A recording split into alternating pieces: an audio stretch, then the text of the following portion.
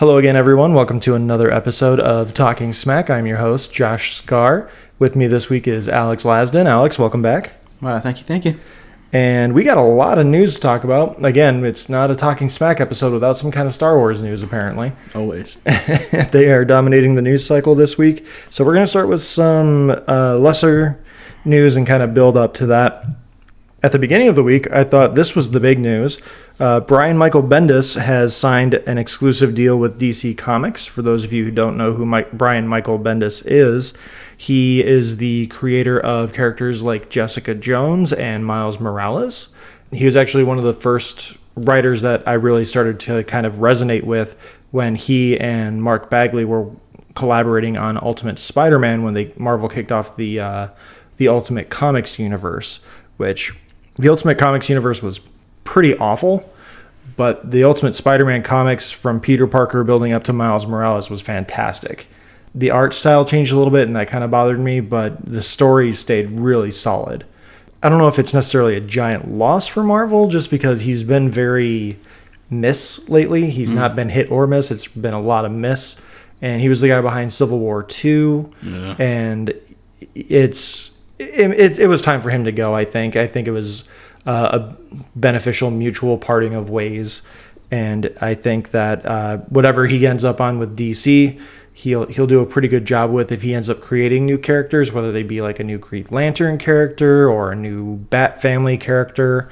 I don't know. Batman's in pretty good hands right now. I'm really enjoying that comic arc where he and Catwoman are engaged. And it's very intriguing. And then there's also, he could take over Detective Comics, Action Comics. Superman, I think, is in really good hands too with Superman's current story arc. So I don't know exactly where he fits in unless he's going to take over a quirky book like Harley Quinn or something.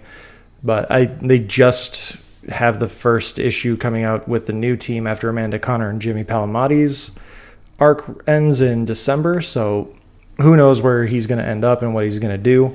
He doesn't strike me as the kind of guy that would do a lesser known character. So I don't think he's going to do anything with like Nightwing or Swamp Thing or anything like that. I couldn't tell you what he's going to do. But whatever he takes over at DC, I'm interested in at least giving the first few issues a try. Yeah, I don't necessarily follow comics that closely, but looking over his bibliography and all the way he's helped shape Marvel over the last 16 or so years, it's going to be interesting that he's moved away and that Marvel didn't try to like chain him to the desk or something with a truckload of money and something. But I would like to see what they do, what his first project would actually be. I'm kind of hoping for kind of a Neil Gaiman, death kind of thing where he takes over and something lesser known, something interesting, and starts building his own like corner of the universe. But if he wants to take over somebody big, well, I'm sure DC is going to be all for that. Yeah, and I don't think DC brings him in, especially on an exclusive contract, to put him somewhere he doesn't want to be. So whatever he wants to do, I'm sure they're going to let him do. Well, we'll see. They haven't announced anything definitively. He tweeted out that he's moving over and he signed an exclusive contract. I don't know if that prohibits him from continuing any independent comics that he has going or he did have going. And now Alex Kurtzman and Chris Morgan, they have departed from their posts as the masterminds / Kevin Feige's, if you will, of the Universal Studios Dark Universe movie universe. The Dark Universe is done. The Mummy failed miserably domestically. Internationally, it did pretty well. But I think that's largely just because Tom Cruise is still a name internationally, whereas in the US, he's got Mission Impossible, and that's kind of it. I know you were kind of excited for that Drug Lord movie that he was coming out in. I forget what it was called. American Original or American Made.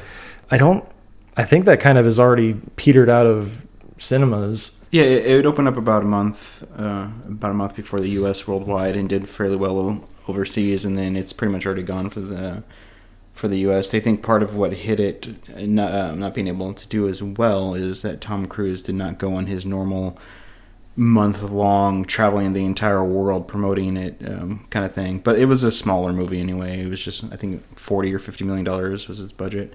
to know that this universe, which I always thought was a really weird fit for him, he seems to be someone who he has his one franchise that he does, a movie every few years to remind everyone that he's still around, and then he always picks these weird passion projects.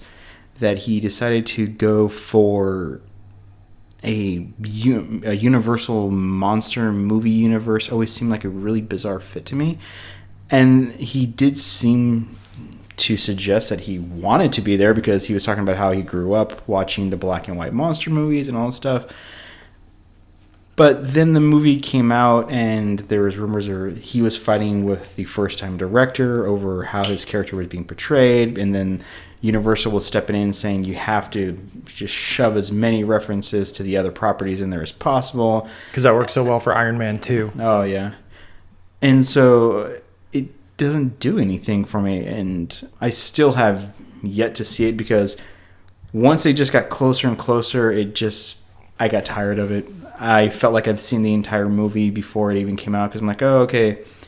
All right, so they find this, she comes out, she destroys stuff, and then thanks for those spoiler 30-second TV ads where I know that then he becomes possessed by her and becomes a mummy. And then I read the wiki write-up, and sure enough, that's exactly what happened. So like, great. I'm still going to give it a shot whenever it comes to Prime, Hulu, Netflix, whatever it is, but all I can feel is a little bit bad for that publicity photo of the 6 of them standing there going, we have a dark universe. And we're already all named and the dates are picked and everything. Yeah, the next movie up was supposed to be Angelina Jolie as the Bride of Frankenstein, which to me is kind of weird when you don't have a Frankenstein that's been introduced yet. But we were discussing this before we started recording, where this is the third time they failed to launch this universe that they wanted to do. They started with the Wolfman with Benicio del Toro, and then they tried again with Dracula Untold, and now again with The Mummy, which I haven't seen it. I had no desire to see it. It didn't look fun. It didn't look creepy. It looked like a really bad script of Mission Impossible with some sci-fi and mystical stuff added in. Yeah, well, that's something that kind of excited me was I did like that they did the whole vomit comet crashing airplane thing. That looked cool. And then some of the other stunts, because I'm always down for Tom Cruise doing whatever wacky stunt he wants to do, and it always is going to be there impressed. And then basically I heard is at once that was like the very beginning of the movie, and then once you're past that, it's running and sometimes zombie mummies, and then a lot of homages to all the other movies, and then apparently a really weird scene with Russell Crowe. Russell Crowe hulking out, Jekylling out, I guess. So yeah, I'm kind of annoyed because I would like a dark universe because they had that. They had the crossovers. They had all that in the 30s and 40s. But they wanted to do something just Me Too. I don't get the appeal of the dark universe, though, only because if you're building towards something like a greater evil where all these other monsters have to come together to fight these monsters, it's the League of Extraordinary Gentlemen. Right. That movie was so bad, it forced Sean Connery to retire. Are we trying to force Tom Cruise to retire or Russell Crowe? I mean, I know a lot of people would not care about that. I mean, I personally wouldn't care if it forced Angelina Jolie to retire. I don't get her, which is, again, I don't get a lot of things, which is something we're going to get into with today's topic. I mean, seriously, like the girl who plays the mummy, her career is probably already done. She'll be fine. She'll be back in Star Trek Beyond 2 as that white alien with the blue stripes. Was that her? Yeah, that was her. Oh, well, then yeah, her career is fine because as long as no one can recognize her. So yeah, the Dark Universe is unironically dead. Oh, bad pun. It would have been a pun if I hadn't said it anyway. I personally don't care. I don't see the appeal of the Dark Universe. I don't really get what they're building towards. Unless it was going to cross over with Hellboy somehow. I don't know what they were building towards. Oh, that could have been good. Mind blown? Oh, that would have been fantastic. Yeah, that's what would have been. They would have done like 6-7 movie series. They would have built it up. They have the Mummy. They were going to follow the DC plan and just dive right in. No. Yeah, if they had like a 9-thing plan, you got the Frankenstein's Bride, you got the Wolfman, you got Dracula, you got the Mummy, you got the Mummy 2, you got the Invisible Man. Jack the Ripper, throw him in there. Why not? Have all build movies with Dracula's brides, and then have them have the whole portal in the air, that overdone and complete thing, and have it turn out that the ultimate evil they have to fight is Hellboy. And Ron Perlman is Hellboy again, and it's going to be directed by Guillermo del Toro. This has been his plan all along. Hellboy 3, every monster versus Hellboy. I'd pay to see that. I'd be there every movie if I knew that was the end game. Moving on, in other crossover news, Disney has hit a stalling point, or a stalemate would be a better term, in negotiations to try and purchase parts or assets of 21st Century Fox, mainly their movie department and a handful of other small channels like FX. I assume that would include FXX. Among other things, this would also include, obviously, movies like X-Men, Alien, the Alien franchise, the Predator franchise, the Planet of the Apes franchise, Kingsman, Die Hard, and Avatar. Not the Last Airbender, not the good Avatar, not the one you have, but the James Cameron one. Which, I mean, that would make sense because James Cameron's already got Disney, or Disney's got James Cameron in their pocket. Well, someone's got someone in their pocket because they've got the world of Pandora at Disney World in the Animal Kingdom now. Which I've actually heard really good reviews about. That. I have a friend, beautiful. My buddy Marcos has gone twice now, and there's some really cool stuff. Like, I guess the Flight of the Na'vi thing is kind of like a VR experience, and the saddle that you sit on to represent the dragon thing. Yeah, the wingback. Yeah, thing. Yeah, whatever it's called. I think it was a banshee. I think it was like that simple. Like, the thing actually, quote unquote, breathes. Creepy. Yeah, so like you can feel it breathing as you straddle it. Oh, that's weird. He says it's super cool. Oh yeah, but still, that'd be creepy. But the most important thing about Disney trying to acquire these assets from Fox is that Fox owns the distribution rights to Star Wars episodes 4, 5, 6, 1, 2, and 3 through 2020. The kicker is they own the distribution rights for episode 4 forever. If Disney is able to buy these assets from Fox, they own the entire collection. And something we were discussing earlier in the week, Fox also owns the rights to the theme music of Star Wars. That's the weird part. Like, how... I know that it was one of those 70s deals where George Lucas was negotiating basically backwards, the whole like, oh yeah, we're going to hire somebody. It's a great idea. And he's like, no, I want this, and they're like, okay, we're going to give you less money. Okay. And I get the rights to this. Okay. We're going to give you less money. And I get to direct it. Yeah. You get less money. And I want the rights to the sequels, less money, and the toys, whatever. Yeah. So it's one of those things where literally the movie was made super, super cheap and he had the vision and it worked out. Fox owns the rights to the music versus the composer or the distribution rights. That's the weird part. Or the studio. Or the studio. Something. That's just bizarre. Because Lucasfilm made the movies. Yeah.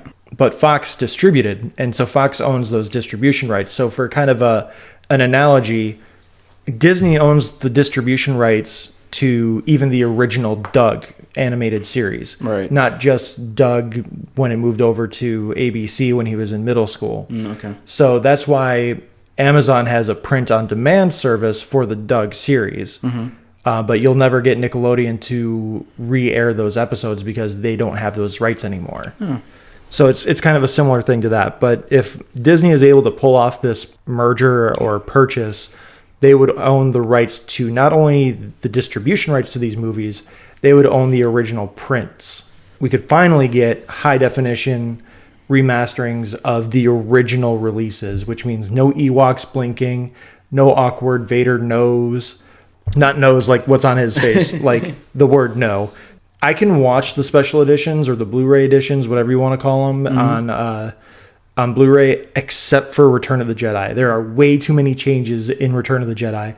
You have the musical number, which is awful, but I can tolerate. You have the blinking Ewoks. But then there's a spot at the end of the movie when Palpatine is electrocuting Luke, and Luke is pleading with Vader, Father, please help me, save me, whatever. Vader is like looking back and forth. That part's not changed, but he sits there and he goes, no, no, no. And then he throws the Emperor down the shaft. And that part just kills me because it's not necessary. Have you seen the YouTube video of that where like they actually compare the original scene and you just hear the score and then the remastered where they add that, and it just completely just overwhelms and just butchers the emotional resonance of that scene. Because I haven't seen that comparison, but I mean, you don't need the comparison. You just need to know what the original was. Yeah, no, the original it was all silence and him looking and Luke screaming, and you just have this blank stare on Vader's face. You just see him looking back and forth. You don't know what he's doing. You don't know what he's thinking. No. He's Vader. He's supposed to be the biggest badass and most evil bastard in the galaxy. And he goes and saves his son. It's an amazing turning point. You don't need him going, no. No. You don't need another no in the Star Wars universe. Right. There's plenty of them. I'm really, really, really excited about the idea of Disney buying the assets.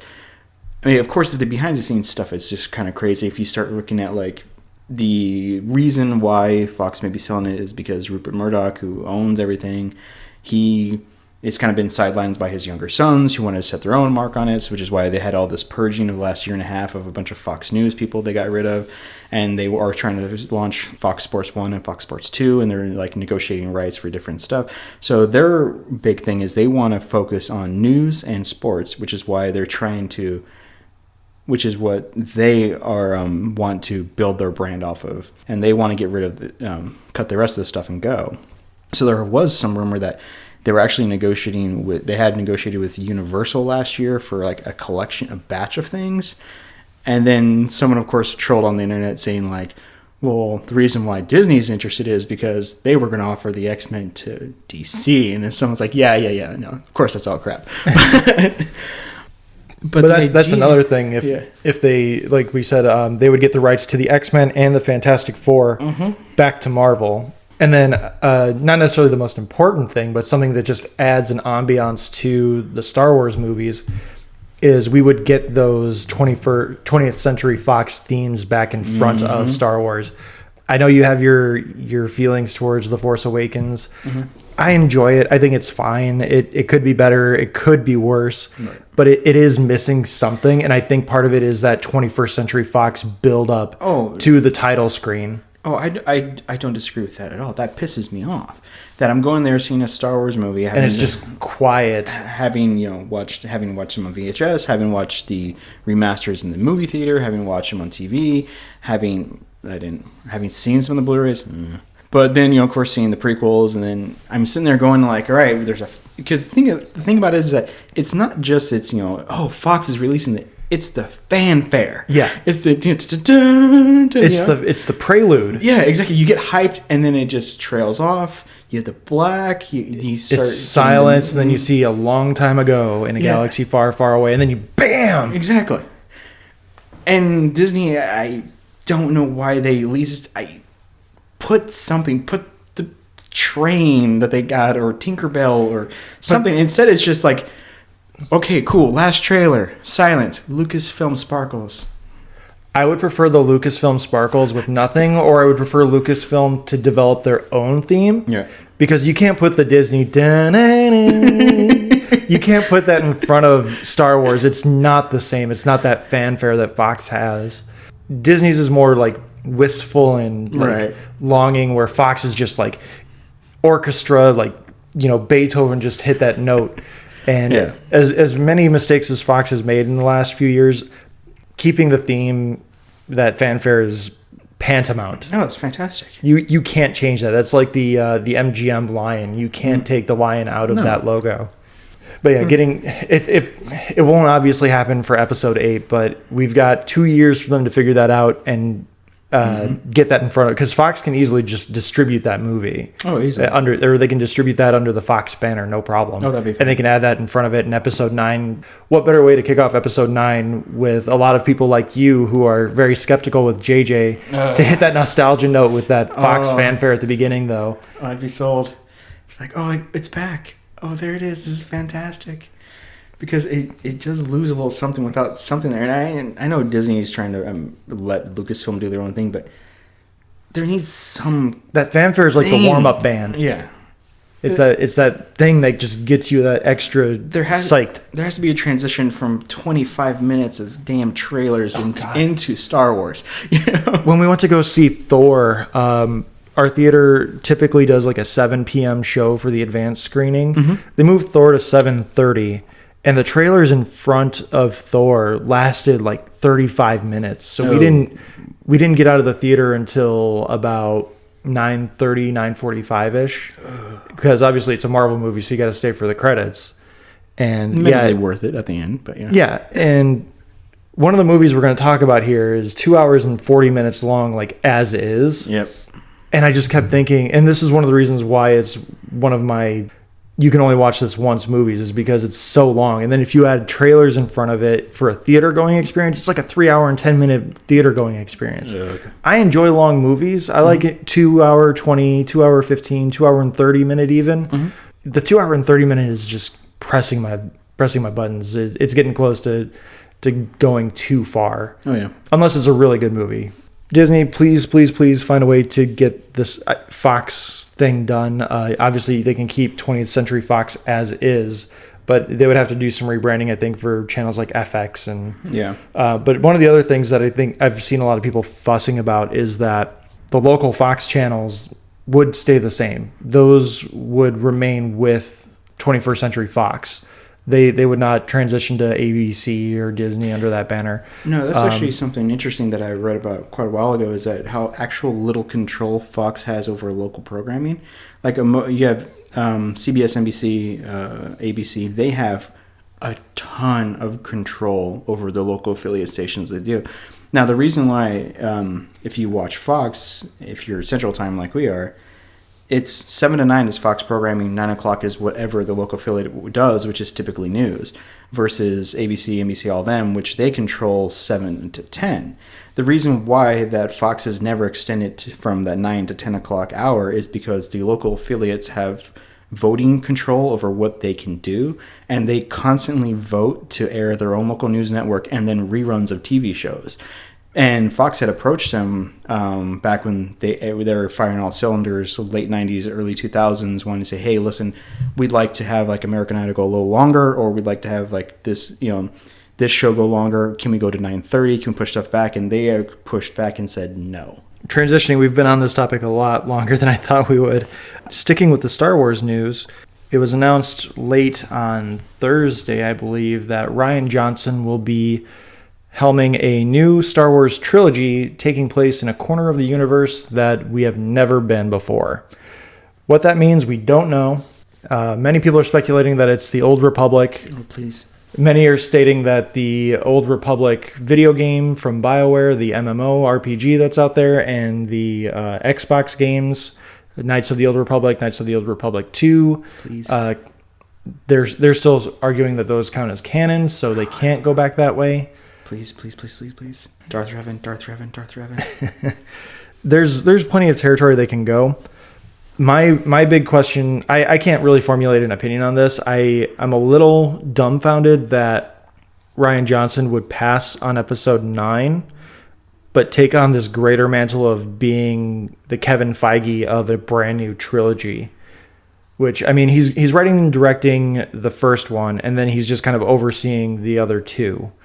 So we don't know exactly what's going to happen. We don't know who the other directors are going to be. There's a lot of speculation that Dave Filoni, the guy who helped create Star Wars The Clone Wars and Star Wars Rebels, might actually get the second or third installment. Please. He's the guy to go to for Star Wars stuff. Mm-hmm. Like, he was George Lucas's heir apparent until the merger with Disney, or the selling of the rights to Disney, and Kathleen Kennedy kind of took over.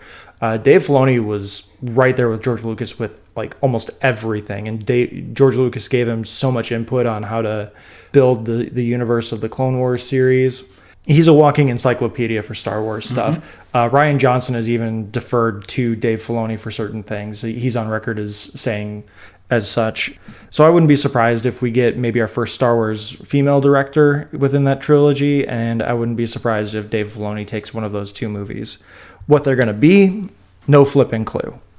The pessimistic side of me immediately went, "This is the most terrible, horrible idea ever." Because when I think about the people who are trying to do successful trilogies or get in there and try to like overtake part of a brand, I immediately think of Harry Potter, where movies 4 through Fantastic Beasts are the same director, and it's his same vision and style. And to me, it's just diminishing returns. You know what this guy's going to shoot. You know how bland it's going to be. And then I start thinking of successful franchises where almost every single movie changes hands. You have the Marvel franchises, who most movies are changing hands. You do have some shepherds in there, like the Russo brothers currently, but they admit that they're gone after this next movie. You have Taika Waititi. Yeah, Taika Waititi, who he did this amazing movie. He actually made a good Thor movie, and he's already has an idea for Thor 4 if he's given the reins to do it. You have James Gunn. I just want more Korg. Oh, yes. Piss off, Ghost! You have James Gunn, who brings his own kind of style to it, but they're allowing them to interpret in different ways and have different mandates. Then you have the James Bond franchise, who it seems to work better when they it's one and done directors. When they come back, you kind of get this weirdness going on. When you went with Skyfall, which was all right, pretty decent kind of movie, and then you have Spectre, which is like, that's just a flaming pile. But the idea of an unknown part of the universe with 3 different directors who are bringing their own vision, shepherded by somebody like the original trilogy was. Oh yeah, there's another example. You have the same director and writer for 1, 2, and 3. It doesn't go well. And then so I'm looking at this going like, could we have Darth Revan? Could we have 10,000 Sith versus 10,000 Jedi? Can we have a movie that's not focused on Han Solo, the Millennium Falcon, Boba Fett, the Skywalkers? It's an entire universe to explore, and they actually may be able to give us something new, something challenging, something different from the Star Wars universe. That's not tied to the Skywalkers or the Death Star or Emperor Palpatine in any way. Something that's not tied to the slavish worshipping of 4 through 6, like the Clone Wars and then Rebels is doing currently. Yes, I understand they're working little parts of it, but it's the slavish devotion for 4 through 6. He's going off in his own direction. He's being given free reign. Please be good. Please be good. Come on. I want something good. And I mean, I think it's kind of a testament to how well he worked with Kathleen Kennedy and everyone else, J.J. Abrams and everyone in the writing room and the producers. If they're trusting him to kind of shepherd his own trilogy, I think that speaks to how well they view The Last Jedi, which makes me even more excited for The Last Jedi. I'm looking way past Last Jedi to this new thing. I'm looking at this going like, he somehow duped Kathleen Kennedy and didn't get fired, and she's giving him 3 movies? I love this man. I don't even care what this is. I'll buy 10 tickets just to say I did, just to keep him going. Honestly, because we don't know what this new trilogy is going to be about, my only concern is oversaturation, because is this going to come 18 months to 2 years after episode 9? Personally, I would like to see about a 3 to 5 year gap in between the two.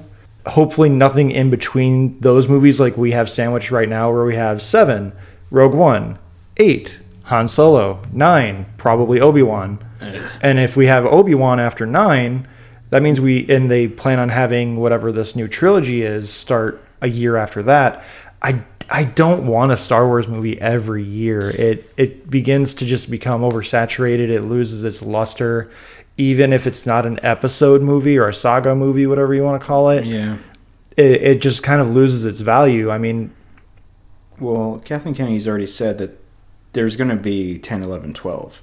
She's mentioned that, after 9, she said something along the lines of, after 9, you'll understand who's left remaining and where they'll carry the next trilogy. Well, yeah, because they better cut off they better have just a concise story within the 3 episodes, which is my biggest gripe against 7, is that each Star Wars movie should feel like a movie unto itself, where episode 7 just felt like a lot of setup.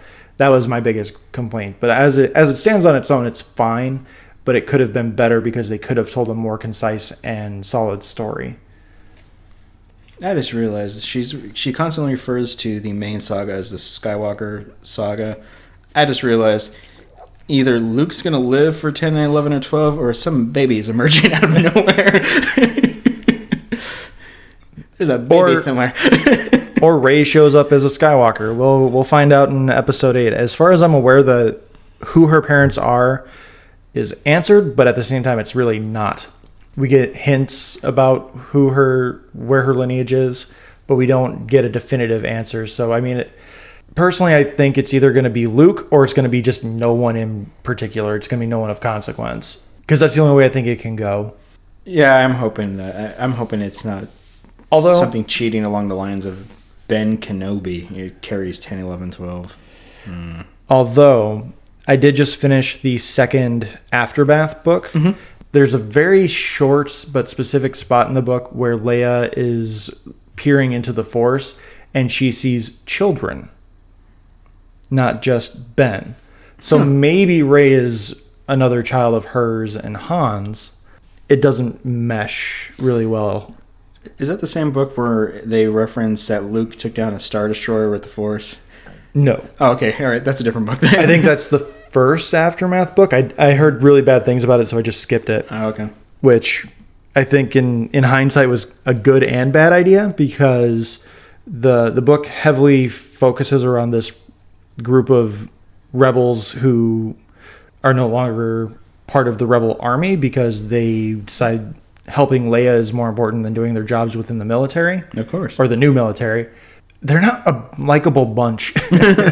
I did not care for them. I had no connection to them, so I think that was part of the first book, is getting the connection. And then the second book just kind of carries on. I'm just like, these people are a bunch of dicks.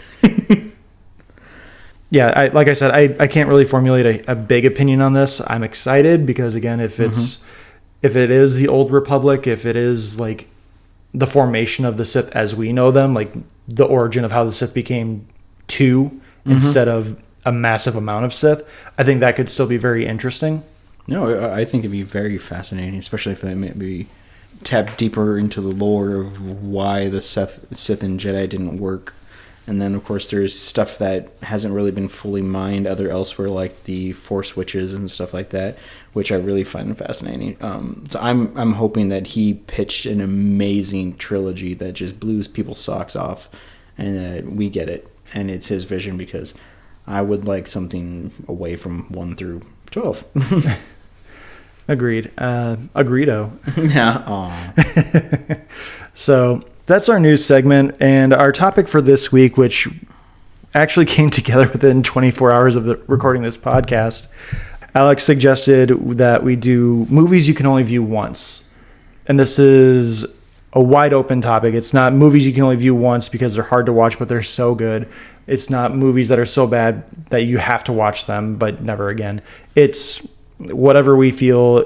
It's a movie worth watching, but it also only resonated with you so much that you can't watch it again for whatever reason. And we'll give our reasons, I suppose. Yeah.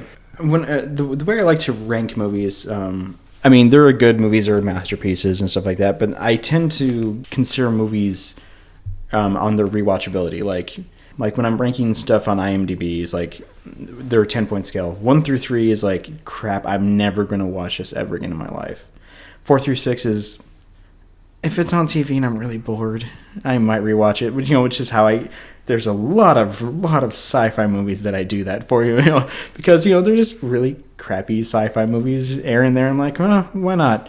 Mega Shark versus Octopus versus Piranhaconda. I'll give it a watch. I'm bored right now. And then 7 through 10 are like my masterpieces. Things I can rewatch and actively be engaged in. So there are a lot of masterpieces out there that I'm just, there you go, 10 out of 10. Greatest movies of all time, according to me. I'm just never going to watch again. I just can't. Of course, there's some bad movies there, too.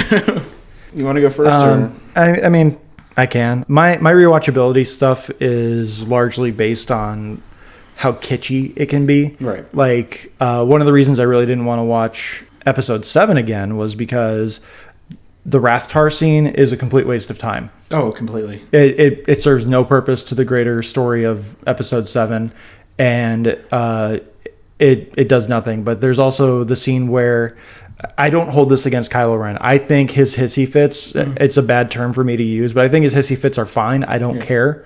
But the scene of the moment of the stormtroopers walking around the corner and they just see the sparks of his lightsaber flaring out and you hear him yelling and they just like stop and turn around like, we'll come back later.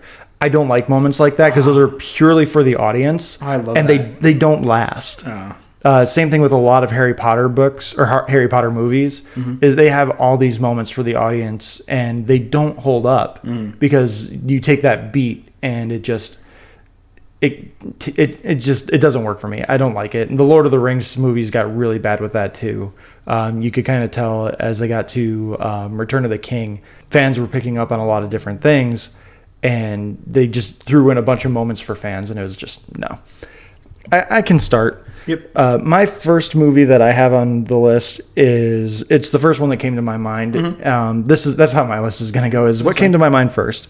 Batman v Superman: Dawn of Justice. It's a fine movie.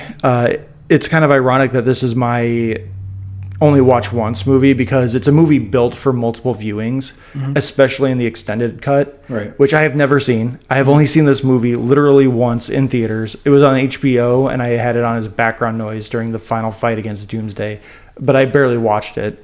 It's a clusterfuck. I can't put it any other way. There's so much going on and Zack Snyder he wanted to make a Batman movie, but DC and Warner Brothers said that you have to make a Superman sequel. So he compromised by making a mostly Batman movie with a little bit of Superman and calling it Dawn of Justice because they threw in Wonder Woman to pepper in the Justice League is coming. Even it's the second movie in this extended universe. And it blows my mind that one, they don't get any characterizations right. Zack Snyder wanted to make a movie based around the Dark Knight Returns. I hate that book. I hate that movie. I hate that book. If you want to use it as an allegory against Reaganism, it's fine. But if you want to use it as a comic book movie and as like a reference like how Batman is the most badass that ever badass, like fuck off. I don't care for that comic, and I don't care for a Batman that uses guns. I don't care for a Batman that uses comics. I don't care for a Batman that uses guns. I don't care for a Batman that has become so jaded that he just kills anyone or he leaves them to be murdered, like he brands them and then they get killed in jail and he doesn't care.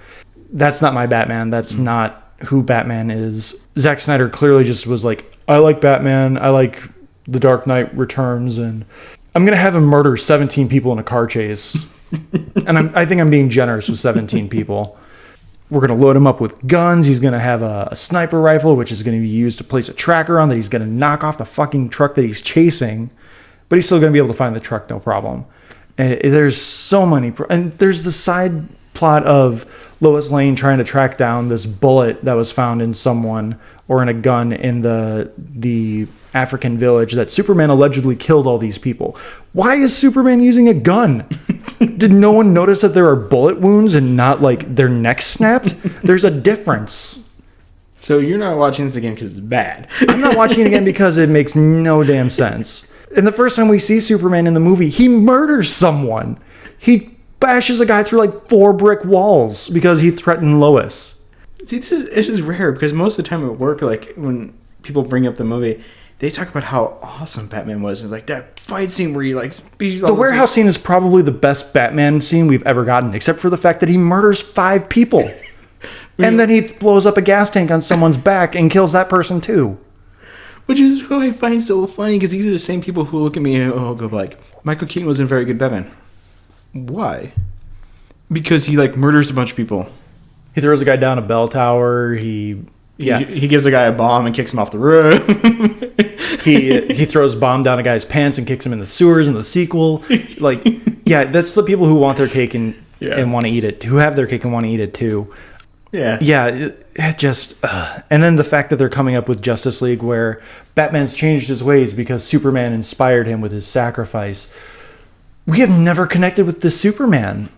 He's been mopey for 33 years of his life, and then he puts on the S and he prevents the destruction of the world, but not the destruction of Metropolis. And Batman's like, we need to kill him. Even if there's a 1% chance that he can turn on us, we have to kill him. Okay, wow, what an inspiration. He let himself die instead of letting Wonder Woman carry the spear. Like, that was an easy out.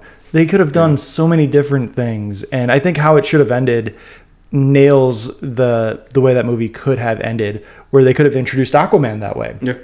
Oh my God, the fucking not even Easter eggs, the cameos of the other heroes. Lex Luthor has data files on the Flash and Cyborg and Aquaman, and he made their logos for them. Of course. Like, what? And the Flash has like a top knot thing going on. And thankfully he got that cut because he was also a bowl cut kid in Fantastic Beasts. Aquaman has this really weird moment underwater where he's like a squid, poking away at someone like, don't film me. Get away from me. And then you have the origin story for Cyborg, which, okay, that's supposed to be what was in Justice League, but Justice League has been gutted, so I'm sure we're getting none of that backstory. Probably not. But yeah, I'm not watching it again because it's 2 hours and 40 minutes long. I think it's even longer in the extended cut. Yeah, I think it's like 3:10. Yeah, and it just... And there's not even, from what I've seen in like the CinemaSins video, there's not even like substance to it. They have like an extra 12 seconds of a guy walking upstairs. Oh yeah, I forgot they did an extended version of that where they send that too. Yeah, and it just... that movie, it frustrates me so much because it's the first time we get Batman and Superman on screen together. Superman isn't joyful.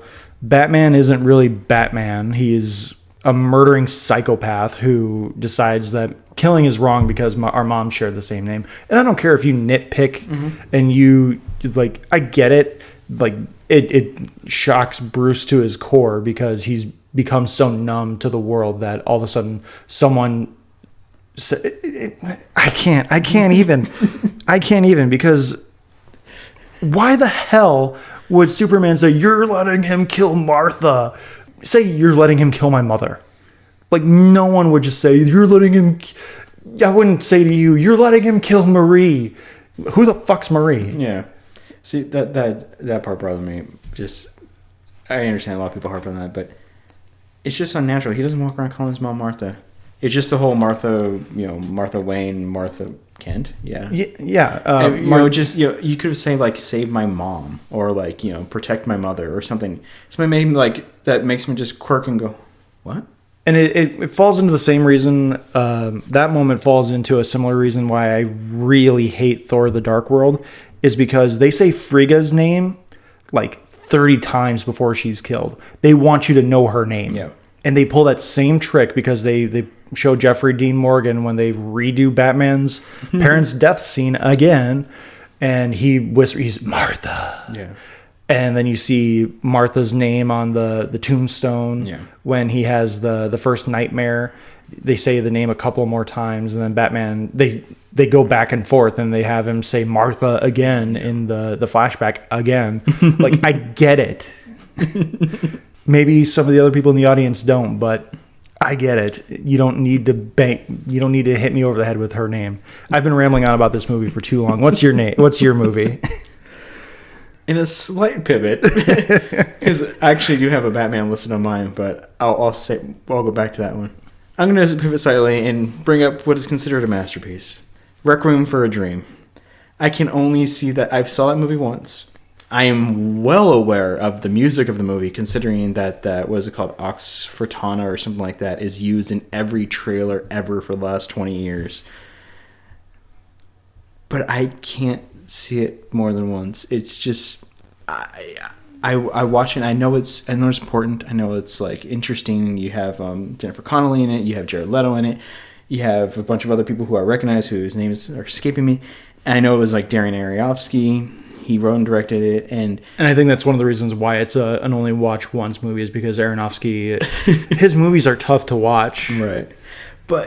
And I understand that there's it gets brought up because of the way they cut the movie. The sequences get faster the further they get into their drug use. And of course there's the ending where everybody's lives just completely falling apart and exploding. And I really actually enjoyed the movie. I sat there and I watched it, fell in love with it just a little bit, like, wow, this is filmed so well. This is so passionate. You have these people's lives conflicting. you have the degradation that they all go through, how drugs and obsession has completely compelled these people to go into these different directions, utterly bringing them to ruin. Everyone ends up unhappy. You end up unhappy after finishing the movie. And then I'm sit there at the end of it, and part of me went, I kind of want to watch that again to maybe I missed something. And then for the last 7 years, I'm just like, no, I'm good. No, I'm good. I don't need to hurt myself that much. And every time I hear that music, the score, it's in so many trailers. It's a very beautiful piece of music. And then part of me immediately goes like, oh, that's right. Those people's lives are ruined now. That person gave themselves up to drugs and prostitution. Jared Leto lost his arm. That woman just was lobotomized via electroshock. This other person, I think, is dead. But you know what? That's going to be a great children's movie. I'm glad you guys use that music. I've honestly never seen Requiem. Oh, you don't need to. I own it. I've been meaning to watch it for years, but I can't find the time, and I can't get myself in the right frame of mind to watch it because I've heard so many things about this movie, like so many great things, and I can't get myself in the right frame of mind because most of these movies that we're talking about, you have to be in the right frame of mind to sit down and watch these movies. I don't know if it's just because I've become more ADD because of like smartphones and stuff, but I can't give a movie like that my full attention. Like I'll have to like throw my phone upstairs on the charger and just sit in front of it. I'm going to have a week to myself, so maybe I'll take the time to find it in my boxes and finally watch it. But I tried to cheat on this list, and this Requiem for a Dream was on like every list. Really? Yeah, didn't matter if it was like classics or awful movies or amazing movies or genre movies. It was every single one, whether it was awful, amazing, just movies in general. It was on every list where you only watch this one. You can pretty much only watch this movie once. There's a little part of me that just doesn't want to feel dead inside. Speaking of feeling dead inside, my other movie, which is a terrible play on words for my next movie, it's a gorgeous movie. It's an amazing movie. I told my mother-in-law to watch this movie, and she loved it. The Diving Bell and the Butterfly. Oh, God. It's a movie based around, I'm looking it up right now just because I'm forgetting his name. But it's based around a true story based on a book that was written by a man who had a stroke while going on a morning drive with his son, and he developed locked-in syndrome, just to clarify. It's a French movie, so it's all in French. There's subtitles if you want to watch it.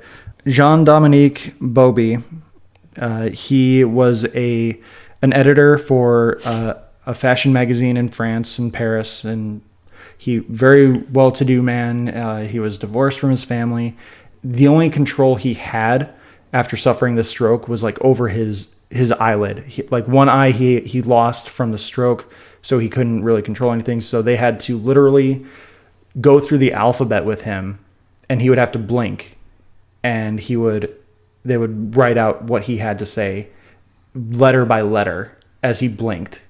And it's an amazing movie because they also he still gets to narrate the movie because he's talking about his experiences, but seeing the interactions between his family and his nurses and everything. And then one day he decides he's going to write a book. I haven't read the book, but I've heard that the movie is fairly faithful to the adaptation. But it's an incredible story, and it's a beautiful movie, and the symbolism of the diving bell. And there's cuts of him like in one of those old-timey diver suits with the giant iron helmet and the big bulky spacesuit sort of thing, kind of symbolizing his locked-in syndrome. And it actually kind of helps him become a better father because obviously he has all the time in the world to see his kids. But it's heartbreaking and it's beautiful. It's a tough watch though because again you're the first, I think, 10 to 15 minutes of the movie are entirely from his perspective. All you see is like him blinking, the blurry vision, and he's like, you hear him saying stuff, but you realize that it's a voiceover. It's not actually him speaking. So he's like, what's going on? What are you doing? What happened? Where am I? What's going on? And then he realizes like my mouth's not moving, and it's incredible. And if you are in the mood to watch this movie, I recommend it. But again, you have to be in the right frame of mind. Right. You have to be able to stomach this sort of thing. It's not graphic in any way, but it's tough because again, they literally throw you in his perspective for the first portion of the movie, and you realize like, oh my god. Yeah, see, I can't watch that. I have these little. One of my deepest fears is the gradual loss of control of my body, which is why I really have never experimented with many substances, because I had one bad experience where I couldn't, for some reason, control my hands. Like I was like, it was just one of those weird bad trips where like it's like you're in your head and you're like, I know this is not going well. This is crap. What the hell's going on? And then you're like, I can't smile. My arm is not doing what I expect it to do. I want to pick up that glass and it's reaching to the far left and knocking over a tumbler. And that tripped me out and pretty much kept me from doing anything after that. And then of course I think about like what would happen, when you wake up, sleep paralysis or something like that. I've had that like once or twice, which has just tripped me out completely and just horrified me. Or when you wake up, like you've slept too long on one shoulder, so your entire arm is completely dead, and it takes a little too long to wake up. So when you mentioned that movie, because I've heard about the movie and I've heard about the book, and I just I cannot just. I don't blame you for it. Like I said, it's a tough watch. It's horrifying. Yeah, and again, the first few moments of the movie really deliver that sort of feeling of like, oh my god, what's happening with this man? So yeah, that's my second movie. You can go on with yours. I'm gonna go with The Wizard of Oz. Now, my experience with The Wizard of Oz, I actually never watched it beginning to end. I've seen clips of it. Of course, every TV show has done a Wizard of Oz thing. There's the homages. Homages? No, they're homages. Yeah. Homages, yeah. Yeah. I was just messing with you. We're not British. We're not going to say homage. Just like we're not going to say herb. It's herb. I love Herb Fully Loaded. And I know the story. I've seen the play. I've seen the Wiz. I can't stand The Wiz. I watched it when it was on air a few years, when they did the NBC Live thing a few years ago with it. I've seen, was it Dorothy Returns to Oz? Why would you put yourself through that? It was bored one day. I understand how important the song is, and of course, my famous connection with that song has to be the version that played on ER when Mark Green was dying. It's that. Was it the Hawaiian guy who sings it? Yeah. Yeah, that version, which is just heart-wrenchingly painful. Israel something. It's a very complicated last name, but I know his first name is Israel. Yeah, and so I understand that The Wizard of Oz is a very important movie. I went and saw, when we were at the Smithsonian, we went and saw the Ruby Slippers. But I actually sat down and I watched it probably 3-4 years ago when the Blu-ray got released. Had a friend who lent it to me, and I looked it up. The remaster is beautiful. It's gorgeous. It's amazing. So I sat there, popped it in my PlayStation, watched it beginning to end, all like 93 minutes of it or however long it is. Took it out, put it back in its case, and went, yep, never need to see that again. It just, I don't know if maybe I oversaturated myself. Maybe it's too culturally aware. Maybe there's, it's been just so worshipped, or it's such the consciousness of pop culture is such that you know what the story is beginning to end. There's no surprise or something like that. There's no place like home. Exactly. I thought it was pretty. I mean, I thought it was, she was great in it. The songs were well done. I love the costume work that it did.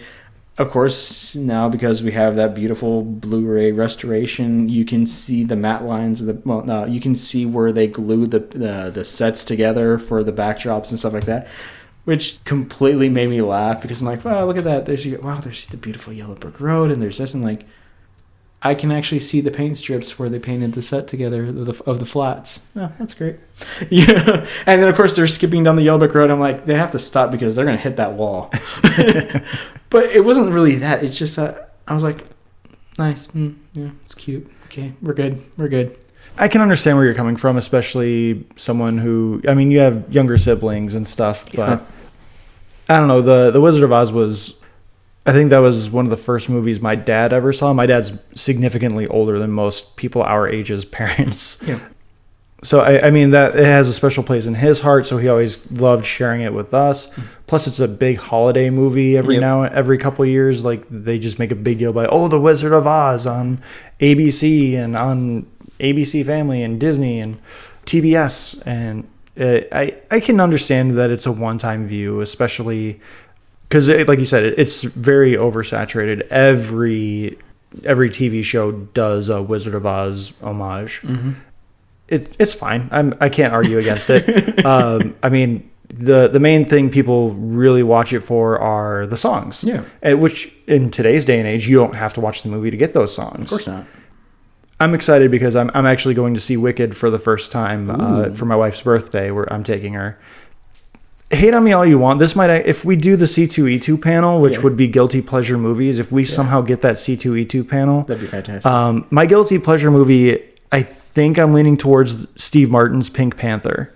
Oh, I love that movie. Thank you. Kristen Chenoweth has a small cameo in there as not the manager, but like the receptionist of the soccer team where the player is murdered or the coach is murdered. Yeah. And she is gorgeous. She is like prime Glenda in that movie. Like she's just strikingly beautiful. Yep. And all of a sudden she's gone like plastic surgery crazy. Her forehead has become enormous. She's gotten sickly skinny. She doesn't look like a person anymore. See, I first fell in love with her because I watched a little show that was murdered before its time called Pushing Daisies. And she was amazing in that. And then I found out she was Glenda the Good Witch. And then I was just like, oh. And then when a sheriff she pops up now and then, I'm like, oh, I'm so excited. And I actually really debated seeing her, like, she was at the Coronado a few years ago. Yeah. I actually really wanted to, but like the tickets were gone immediately, and I was kind of pissed. I was like, but it just went on sale.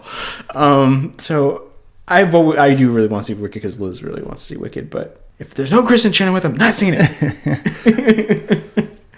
Yeah, I'm not sure how I'm gonna feel about the songs being sung by people who are not Kristen Chenoweth and Idina Menzel, but hopefully I get immersed enough into the show that it'll just kind of wash away.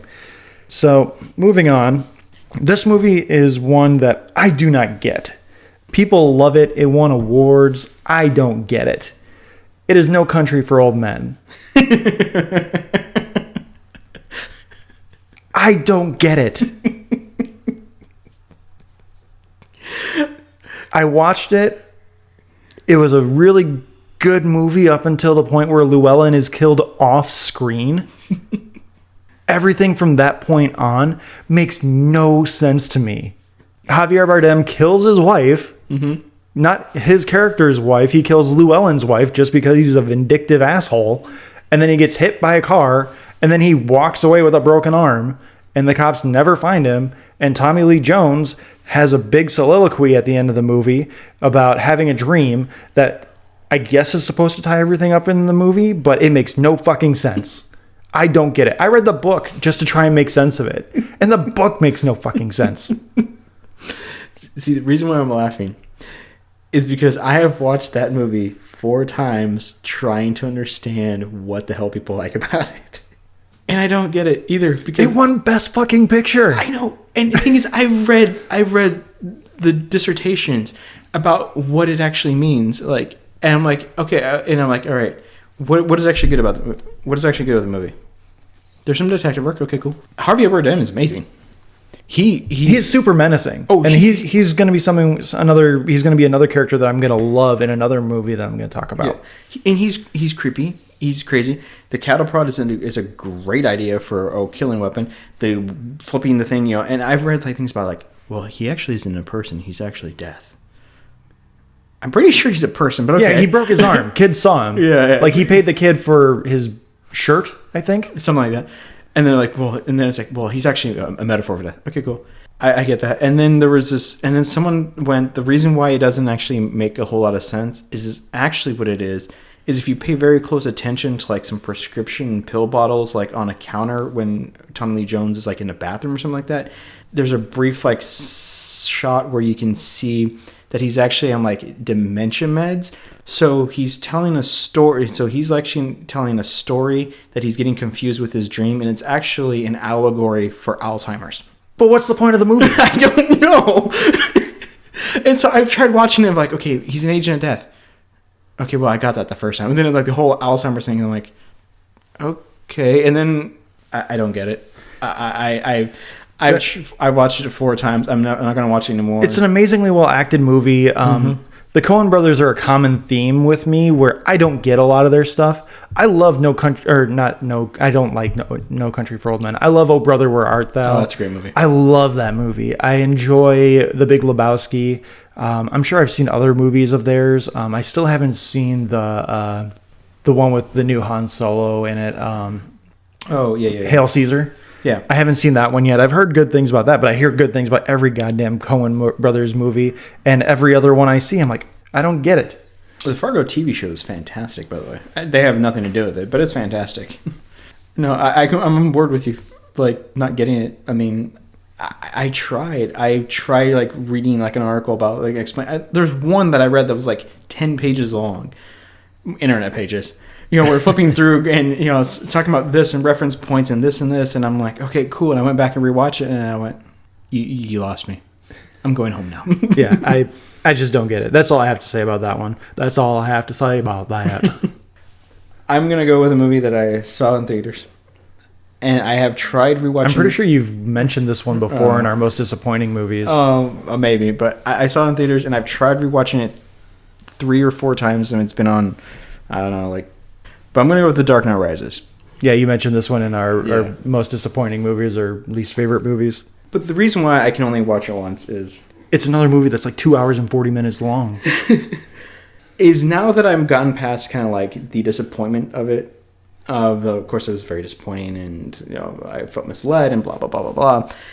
I'm now to the level where I think about what could have been had Christopher Nolan given a shit? Yeah, had Heath Ledger not died and the Olsen twins covered it up, allegedly. Seriously, read some of the stuff about that. It's creepy. Anyway, allegedly, so we don't get sued. I mean, I start going back about what he could have done, what he could have changed differently. And I just watched the movie, and I've tried rewatching a few times. Like, I want to give it a fresh chance. I want to, like, give this another go. Because, like, I'm one of the few people who will not passionately defend, but defend Spider-Man 3. That there are good portions of it. That there's things that, you know, the studio did to just wreck that movie. But from what I understand, Christopher Nolan had free reign on this movie. He had to overcome Heath Ledger's death and how he was going to incorporate that. He had to alter his plans, yeah. I don't know if, like, the studio went, well, he died, so you still got to hit your deadline, and so maybe there's a rush job.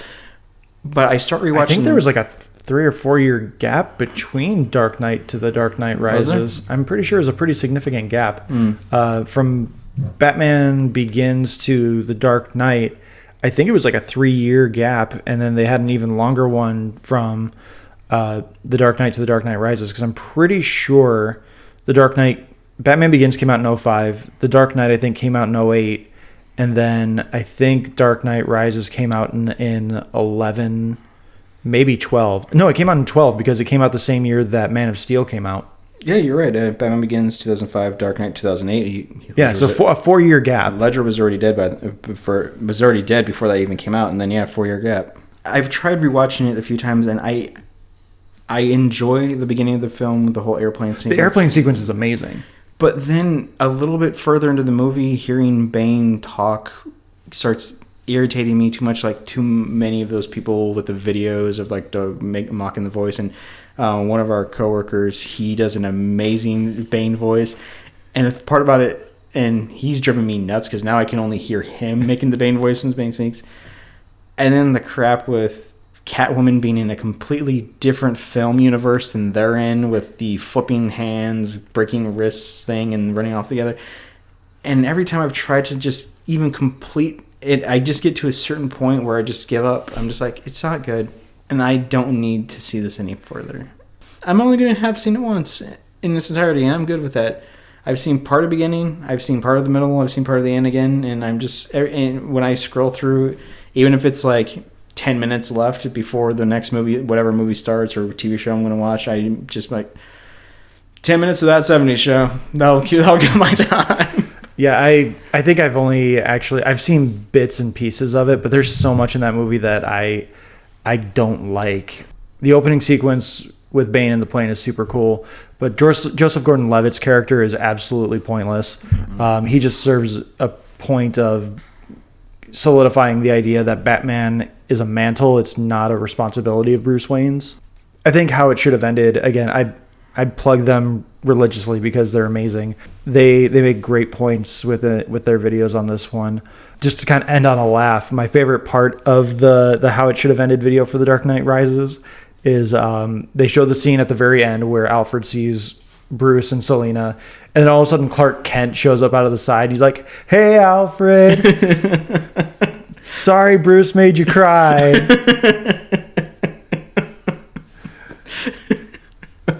Okay, that's funny. I love it. It's great.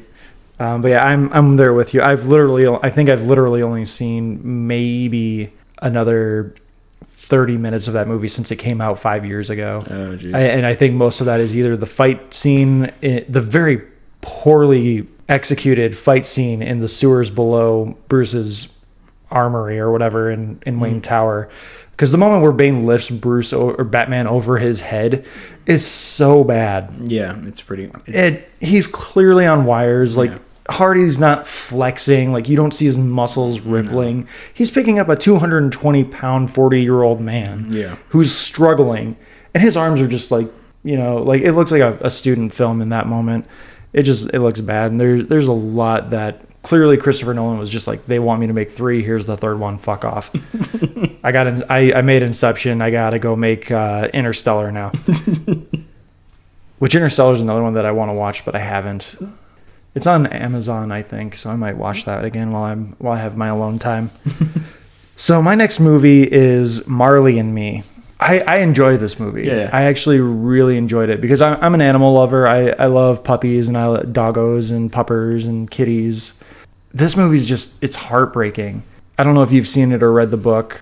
You have this fun family romp with this bad puppy who becomes a bad dog, but he has a heart of gold because he's a dog. He doesn't know any better. He just knows that he loves his family and he needs to run. And and as he gets older, he becomes a little weaker. And that scene with Owen Wilson will never have a better scene than that scene with that dog, where he's welling up and he's just like, "You were a good dog." Oh my God. I started crying in the theater. Like one of the other topics that I have is movies that make you cry. Marley and Me will be on my list for that one as well. I was bawling like a baby. I was just like, "No, don't do it. Don't." I couldn't stop it. My buddy Alex had told me that he started crying. He's like, "I'm not gonna cry. It's fine." And like they're in the room and he's just pouring his heart out to this dog. And everyone knows that feeling too. Mm-hmm. And that's what makes it so heartbreaking, is because you've been there and you know that if you're gonna have another dog, you're gonna be there again. Mm-hmm. Or another pet, I should say, not just dog. And so I can only watch that movie once, because the only other time I'm planning on crying like that is my daughter's wedding, and because it's our agreement, my wife's funeral. She goes before me, and then like my mom and my dad's funeral probably. Like those are the only 4 other times I'm allowed to cry that badly. Yeah, no, I refuse to see that movie because I read the book and the dog dies.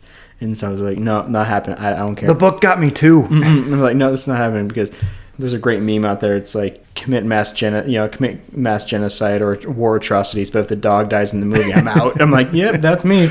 This means like, wow, that's really sucks. An entire nuclear war happened and everyone's dying in front of me. The dog too? What the hell? Like, what is it? John Wick? No, Independence Day. Oh yeah, where the dog escapes the explosion. Yeah, I'm like, that dog better save the bar. Everyone back there, all those cars are full of people. They're all the dog has got to make it. Well, they have the same trope in the new Godzilla, where Godzilla causes that like mini tsunami, and the streets are flooding, but the dog outruns the wave. But they pull tricks like that all the time. Like in Ant-Man, they name Scott Lang's aunt. He names him Anthony. That is entirely just a rope you in game, because the minute you name something, you're attached. Yep. And even in a movie. And so when Anthony takes a bullet, Yep. you're like, Anthony, no. I love John Wick, and I like the sequel, and to prepare to go see it, Liz hadn't seen the first one yet, so we're watching it, and she's like, okay, yeah, it's something about she wasn't really paying attention to the trailers or anything, and she doesn't look at the same meme sites I do, so she wasn't aware, and we're watching, and everything's going well, and then she's like, wait, that's a puppy. I'm like, watching, and she's like, and then the whole interaction happens with the thing, and he's bonding with it, and she's like, is the dog gonna die? I'm like, yeah. She's like, do they show it? Yeah. Is the dog on screen? Is she crying? I'm like, yeah. And she's like, and she picked up a book and started reading. She's like, let me know when you're past that part. So I'm like, do you just want me to fast forward? She went, yes. Fast forward to the dog's buried. And so I was like, I fast forward the movie to the dog's, she's shielding her eyes, the dog's buried, and he's like, so the dog's dead? Yeah. He's gonna kill them all? Mm-hmm. And she was on board the rest of that movie. Oh yeah. So yeah, I can only watch that movie once. I can only read that book once, because again, I can't cry that bad ever again. No, at least not for a fairly decent amount of time. No, and there's no revenge plot in that movie to keep better. That movie's built to just destroy your soul. I mean, it's built to pull your heartstrings, and just it makes you want to go out and get a dog, and then never want to take it to the vet. Nope. All right, so your next movie. My grandmother's gonna hate me. So, quite a few years ago, my grandmother was, educating me about her part of the family, her religion, what she was worshiping, and all that stuff. And so I had this weekend where I was probably about 11 or 12, where she had me watch Fiddler on the Roof, immediately followed by Schindler's List. Oh my God. You can understand how a mind might be corrupted and changed irrevocably from seeing both of those movies. But we also then watched Jacob the Liar, but I was just about to mention Jacob the Liar. I love that movie. That was not as good as the other two. No, it's still a really good movie. I love that movie. It's great. Robin Williams at his finest. Oh, definitely. Since then, I have seen a few different versions of Fiddler on the Roof. I love the musical. I haven't seen it live, but I've heard the music of it. There's a great Easter egg on the Spider-Man 2 DVD of Alfred Molina, who was preparing for Fiddler on the Roof, while doing Spider-Man. While doing Spider-Man 2, he actually starts singing the "If I Was a Rich Man" song, and the puppeteer start making all the arms move while he's singing it. It's fantastic. It's a great little Easter egg. If you can find it on the DVD. I don't know if they put it on the Blu-ray. But I saw Schindler's List at the same time, and I don't think it hit quite hard enough with me. Well, I mean, it hit me hard, but I eventually tried to watch that movie again, and I think I got like 6 minutes in, and I realized I never need to see this movie ever again in my life. I understand it's a very important movie. I understand it's a very cultural movie. I understand how amazing it was, how Spielberg invested his heart and soul in this movie. You hear the stuff. You hear like some of the stories behind it, like that Spielberg was so devastated filming this movie every day. He used to call Robin Williams, and Robin Williams would cheer him up. Use the cinematography, how it is this important movie, and I occasionally think back of like little things pop into my head, like if I was working on a book or something, I'm like, what isn't something emotionally devastating that I can add here, or something like, how do I build this scene or something like that? And I think of the little girl walking in the little red coat, and then all of a sudden I'm like, oh, there's that asshole who just finishes banging some chick and then strolls out into the his little patio there, picks up a rifle and just shoots somebody. I'm like, huh. Yeah, that would get people against this guy. That would work. And then, of course, there's the ending where, he's talking about all the people he could have saved and all this stuff, and he's just saying there, and, you find out the real life story of it. And I'm like, I can't do it. I just can't bring myself to experience that. I mean, I have it with me. I don't need to do it to myself again. I had to do a report on 3 Spielberg movies when I was in my film history and appreciation class. Yeah. I chose Jaws, Schindler's List, and Close Encounters of the Third Kind. Honestly, I had to watch Schindler's List twice just because I I was just pulled in by Liam Neeson. The performance was amazing, and I had to get every little intricacy of that movie down. It's an amazing movie. I can definitely understand why it's a one-time view, because again, it's heartbreaking, especially if it's a part of your culture and your heritage. Yeah, I can definitely get that. Oh yeah.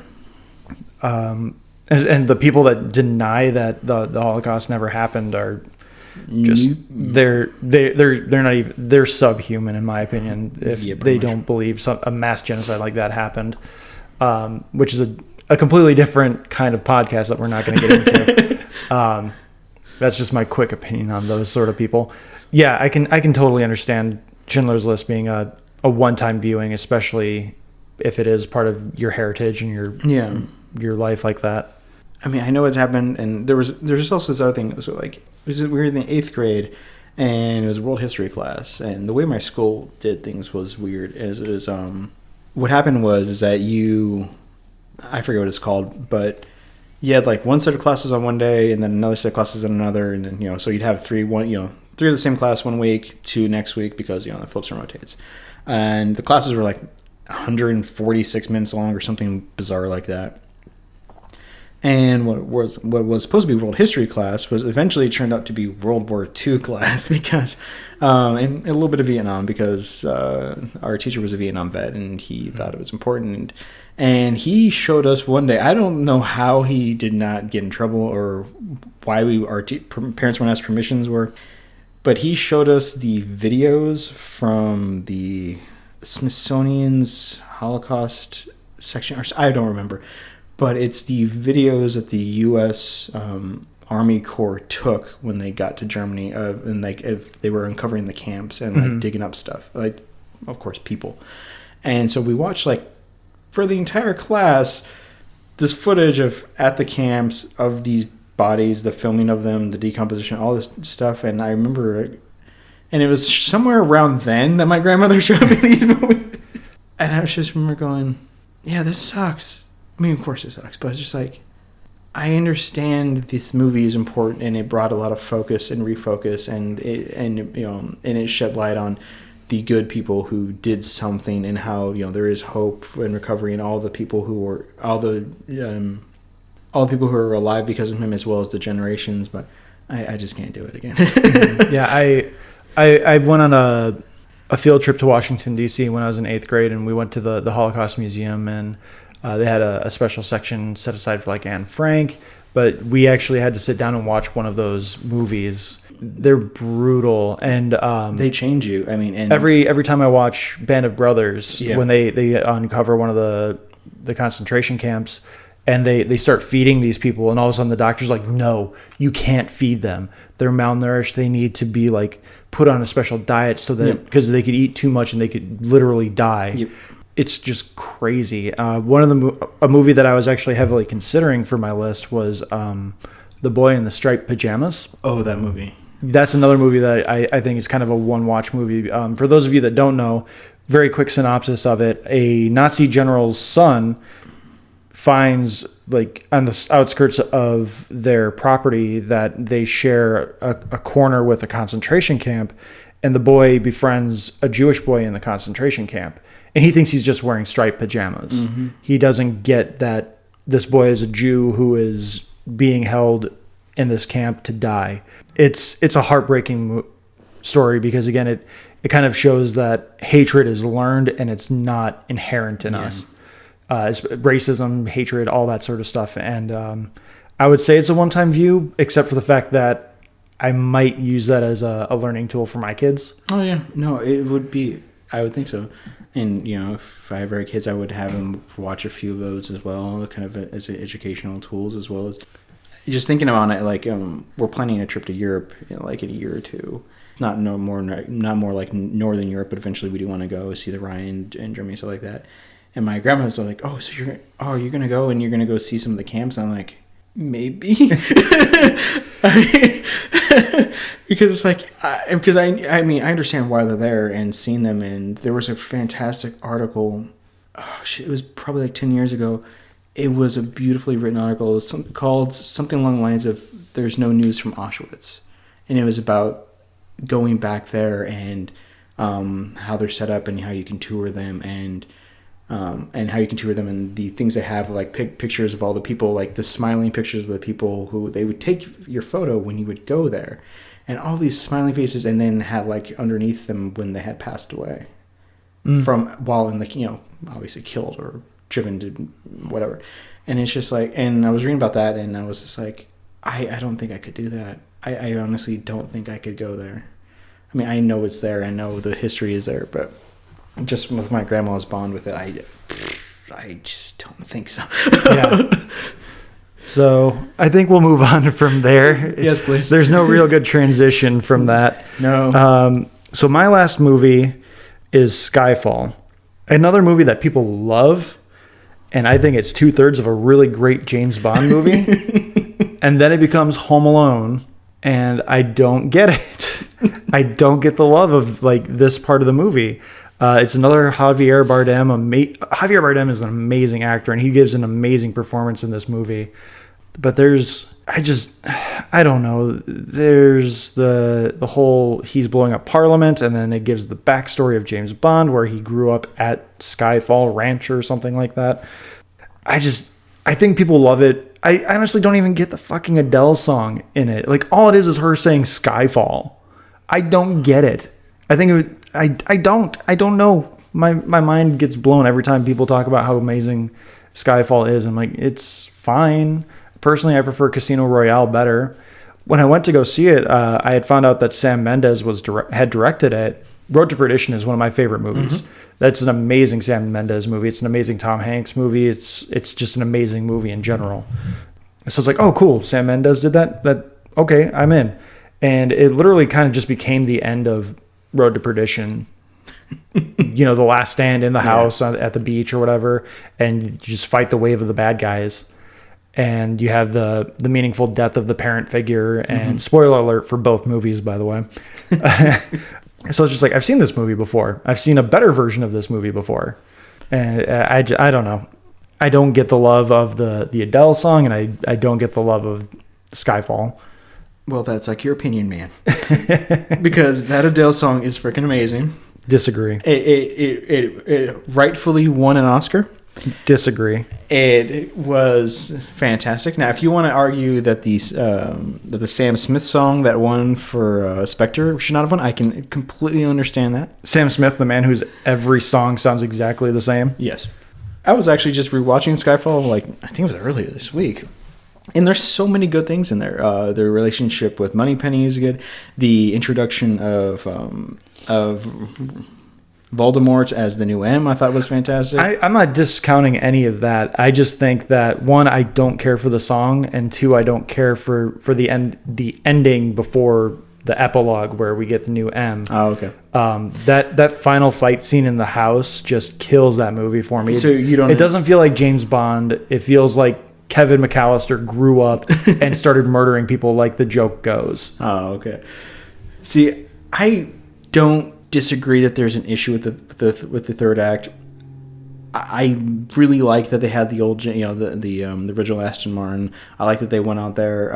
I did like some like the history of like that you find out that Bond has some issues with his family, which kind of does the callback to I think it was one of the Pierce Brosnan ones where they talk about how that all these secret agents are all orphans. So you find out that the caretaker's been selling off stuff. I really don't know if there was a better way of like getting it down to just that interaction with the three of them so he can kill him. I agree that it's probably the most logical solution, but again, you could have easily just had her walk away. I mean, you don't have to kill her off unless like that's in the bylaws of it being M, is that the only way you get out of this job is being murdered. That's probably in there somewhere. It never bothered me. I always found it kind of fun. What bothered me more about those scenes is they started trying to be kind of cutesy. Like when they blew up the car, they like had him look really pissed and like played like some of the early version of the James Bond music.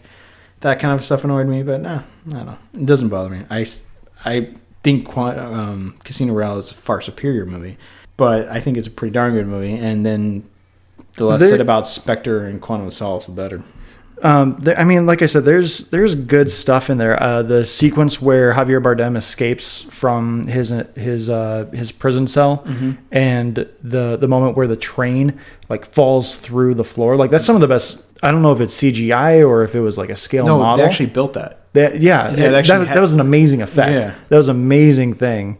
There's some great stuff in there, but again, the ending or the final confrontation, I guess you could say, not necessarily the ending, where they go to Skyfall and James confronts his past and M gets murdered by Javier Bardem. It just, spoiler alert. God. I mean, right. It's like a 3 or 5 year old movie, so whatever. It doesn't resonate with me the way like Casino Royale did. I'm spending some of this time here looking up.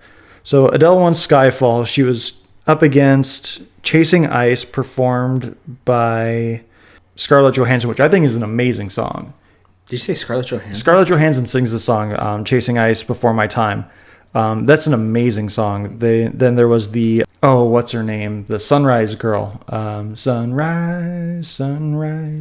I have no idea. You don't know who that is, really? It's she sang the song from Ted, the Seth MacFarlane teddy bear song or movie. Then there was Pie's Lullaby, and then there was the new song from Les Mis. Personally, I don't think Skyfall holds a candle to Before My Time or even the song from Ted performed by God damn it, what's her name? Starts with an M? I got nothing. I'm gonna have to look that up now. Damn it. Now the real question becomes, is it editing? Do I edit this out or do I leave the... Oh, the very uncomfortable... Nora Jones. It wasn't an M, it was an N. Nora Jones. Oh, yeah. Okay. Wow, Ted came out that year, huh? Yeah. And so, I mean, that song was just fun. Like, I don't know if it was necessarily an Academy Award-winning song, but it was fun. And so why did Scarlett Johansson sing a song? It was about a documentary about the melting of the polar ice caps, and I don't know, to me the song doesn't really fit, but it's a beautiful song and it's got an amazing violin solo in there, and I can link you to the song, but and she sings. Yeah, she's got that old timey like raspy singing, kind of like Zooey Deschanel, but not quite as fluid. Yeah, but she sounds fine. She fits perfectly with the tone of the song. So. Okay. Personally, again, all I hear when people mention Adele's Skyfall song is her yelling Skyfall. When it crumbles. Oh, there's actual words besides her There's a saying lot Skyfall. of extra words there, man. It's a beautiful. I don't remember. I just remember being in the theater and hearing her screeching Skyfall. First off, she does not screech. She hits beautiful notes. I like Adele. I really do. But that song, I was just like, they just want to give her the EGOT. Well, and she would deserve it. She is a wonderful woman.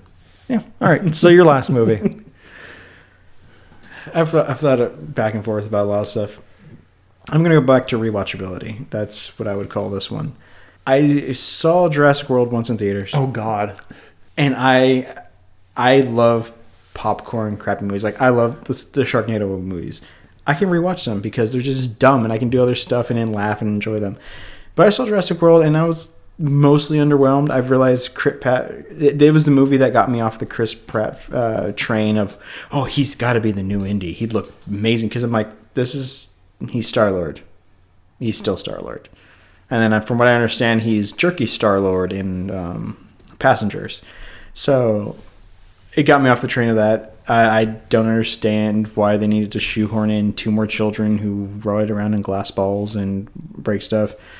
And fix cars that have been unused for about 25 years, and all they do is replace the car battery. Oh, yeah. Apparently the air in the tires never got out. No, and the oil is perfectly fine. I mean, that's not like that stuff. The transmission fluid and all that stuff. Yeah, no, and the wires did not corrode in the middle of the jungle and the Caribbean. No, nothing like that. Spark plug's still fine. But I remember just sitting there going, this is not, CGI's a little dodgy. Okay, it's doing well in theaters. And I do absolutely love this stupid, wonderful, let's go get the old T-Rex who's an old bird, and let's get her out there to fight the Mega Brontosaurus. The Indominus Rex. There we go. Indominus Rex, sponsored by Verizon. Oh, I forgot the most important part. And that blue is alive, and the 2 raptors, and they're all fighting. I'm like, yeah! He even has that hero run around the corner in slow motion. Exactly. Which again, you're just like, which one is that? No, it's blue. You know which one's blue. Blue has the blue stripes. Blue. It's blue. I honestly didn't even pick up on that. His name is Blue. And I love that. And then I felt a little cheated that the big shark dinosaur ate it. Oh, I know there's names from. But Wasn't that the Mosasaurus? something monster Grammosaurus Rex I think it was the Mosasaurus. Tyrannostega. But I was like, okay, it's a forgettable. I walked out going, it's better than 2 and 3 and not nearly as good as 1. But I've tried rewatching it and I realized I can't. I immediately change the channel and go, oh wait, is it? And I flip back and I'm like, yay, there's Blue and Blue, and oh, she's getting the T-Rex. She's opening these. And outruns the T-Rex in heels. Yes, she has the flare. Here it comes. There it is. And they go and they watch it and then stuff happens. And for some reason they end up together and it's like, oh, okay, there's about 30, 40 more seconds. Yeah, there she is. She's on the helipad and she's roaring and go to credits. And they can't even do the oh my god. They can't even do the theme right because they didn't get the rights to the music from John Williams. Mm-hmm. Even though, like, again, you would think Universal would have had the foresight to get the rights to the theme. Mm-hmm. That's a one-time use. Yeah, it's a one-time use movie for me as well. Yeah. I don't like it though. I don't get along with Dan Murrell. I've never met Dan Murrell, but yeah. I am in the same boat with him on this movie. It is just a giant pile. And there's so many missed opportunities and so much stupid shit in that movie. Oh, I completely agree. I don't understand the why they decided to viciously, like in the middle of the movie, viciously kill off the poor assistant who was just trying to do her job. She's got the most graphic, painful death scene for being like lifted by stuff, dropped, slammed through buildings, and then fed to that giant shark dinosaur. I'm like, that's a little random. She did nothing wrong, but of course that was the point. Well, no, the bad guy, Kingpin, he gets a lovely off-screen death, but she gets just murdered. Yeah, well, that was I think Colin Trevorrow, the guy who was kicked off Star Wars Episode 9, came out and said that was his like homage to Chaos Theory. Poor assistant. She was just trying to do her job. Hey, now she's Lena Luthor and the most rich person in the DC television universe. That's not Oliver Queen. Oh, really? Yeah, she's Supergirl, one of Supergirl's best friends. Really? As Lex Luthor's adopted sister. Huh. I should watch that. Yeah, I honestly didn't pick up on it when she first showed up in the show, and then Jurassic World was on like TNT. Yeah. And it was that scene. I was like, I'm pretty sure that's Lena Luthor. So I immediately turned it off and turned on Supergirl from our DVR. I was like, oh, yeah, it is. Oh. Might have to support her career because she really got killed for no reason. But yeah, no, so it's not a movie that I would say not necessarily hate or anything. It's just, it's not worth watching except for that last part. I don't know how it became the quote-unquote most profitable, not necessarily the most profitable, but it was like the highest grossing movie of that year, until Star Wars came out. It was like, what, 1.7 worldwide? Yeah, and it beat the Avengers opening weekend number. Of like just nuts. Yeah, which, again, it doesn't deserve that title. I mean, we've seen a Jurassic Park movie before, and that was basically a reboot of Jurassic Park. Oh, yeah. Even though they acknowledge it, it's a reboot. Oh, yeah, I know. And I have no idea what's coming with Fallen Kingdom. Personally, I don't really care. You have to care. No. Ian Malcolm's back. And we need more Goldblum in our life. Well, I mean, yeah, but I got enough Goldblum in Thor Ragnarok. He was the best. He was like so good in that.